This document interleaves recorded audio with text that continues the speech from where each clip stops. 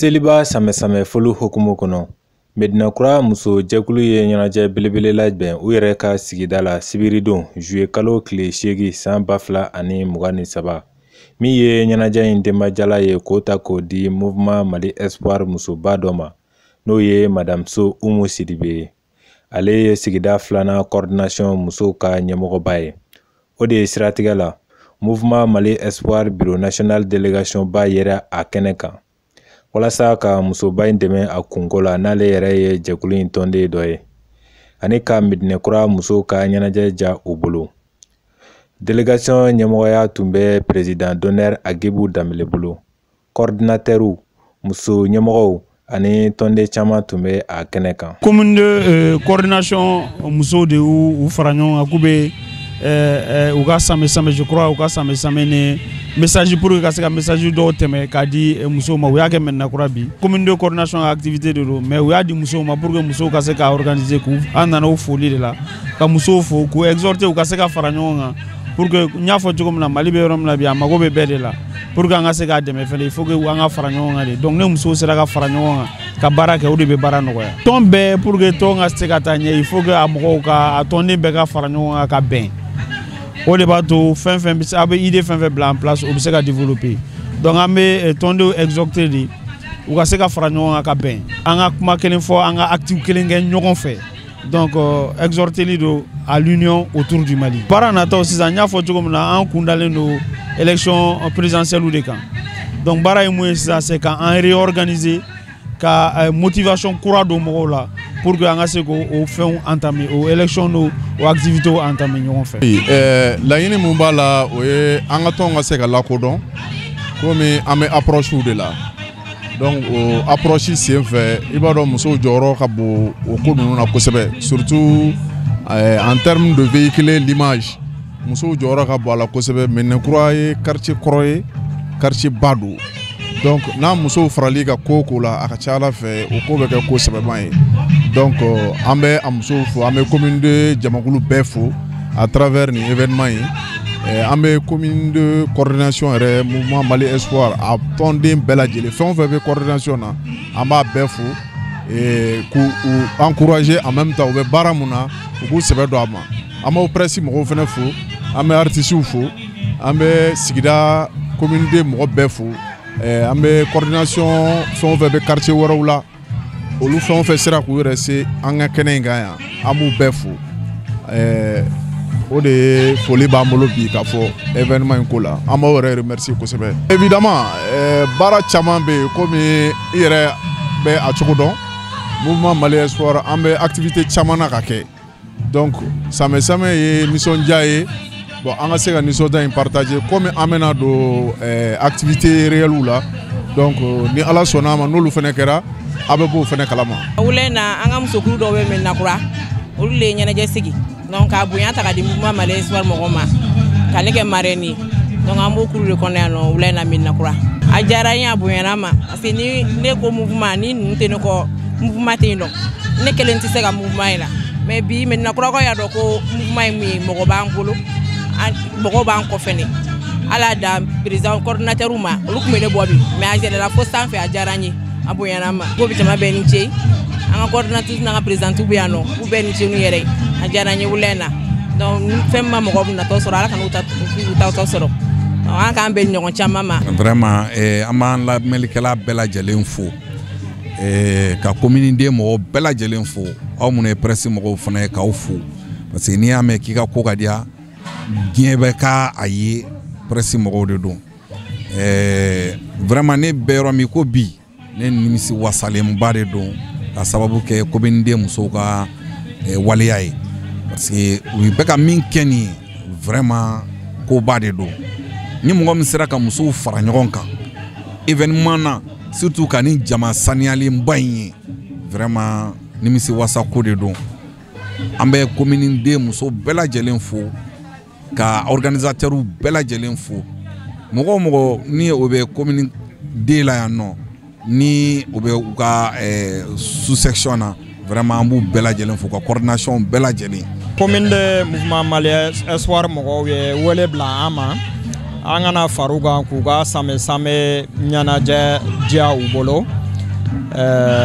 hakilina min b'ola la an kɔntana kosɛbɛ an sewara mouvement Mali Espoir commune bɛɛ bi yan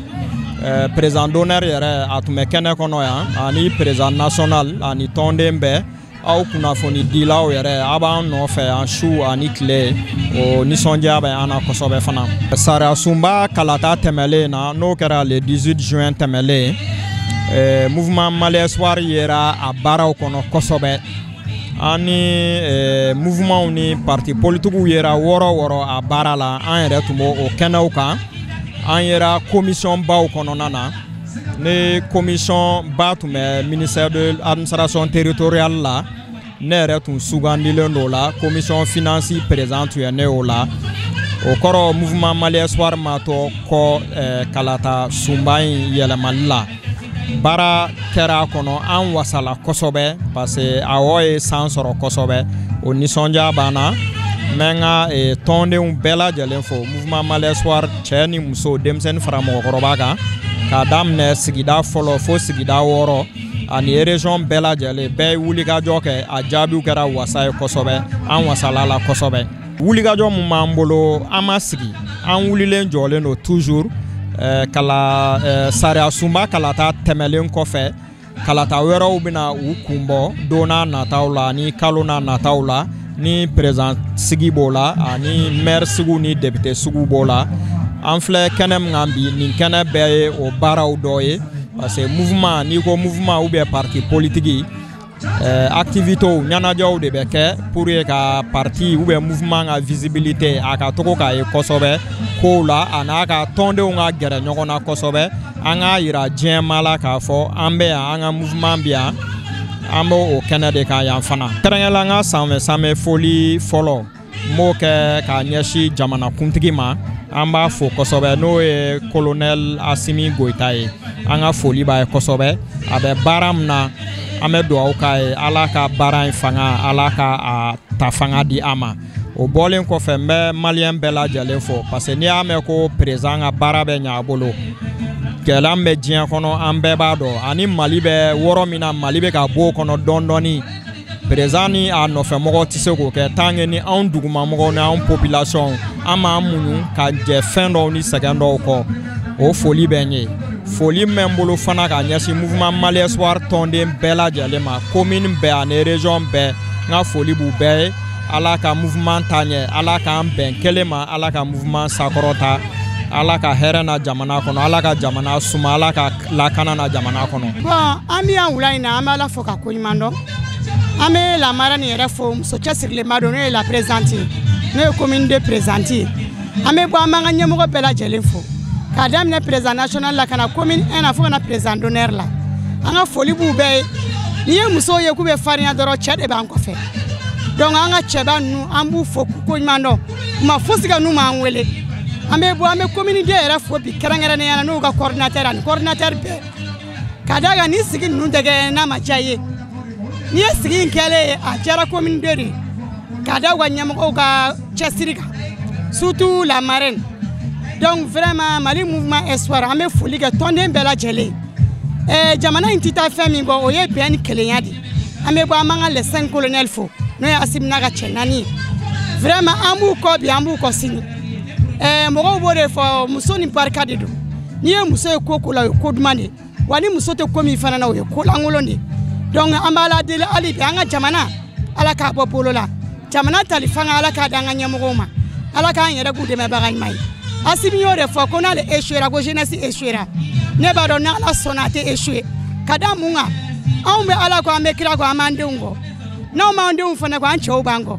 donc vraiment an b'a yira les 5 colonels la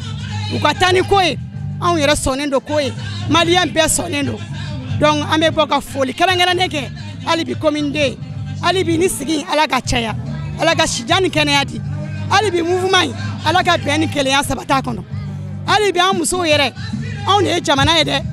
cɛw tɛ jamana ye dɛ hali n'a fɔra ko élection bɛ anw de bɛ bɔ ala ka bɛn ni kelenya sabata ni ɲɔgɔn cɛ hali bi an b'a la deli cɛ in ala ka taa ɲɛ an bɛna fɛn minnu kɛ kɔfɛ ala k'a yira an bɛɛ la sini kɛnɛya kɔnɔ o tuma hakɛto bɛ kuma la n ka foli bɛ an ka président yɛrɛ n'o ye commune 1 président ye Bayi Bouakar Ba vraiment cɛsiri min b'a bolo anw ɲɛ b'a la alibi ama fo alibi courage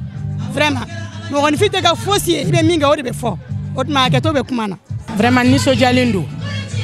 parce que n'i ko ko nisɔndiyabagatɔ ma ko tasuma fifa n'a nunji ma faga daji b'a faga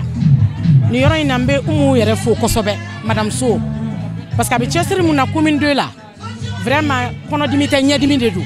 bɛɛ ɲɛ b'a la o bɔlen kɔfɛ n bɛ bureau national bɛɛ fo ka coordinateur bɛɛ fo ka muso cɛsirilen femme forte ninnu bɛɛ lajɛlen fo ka an ka commune 1 président yɛrɛ fo Boubacar Ba vraiment ale ni cɛsiri n bɛ bɛɛ lajɛlen fo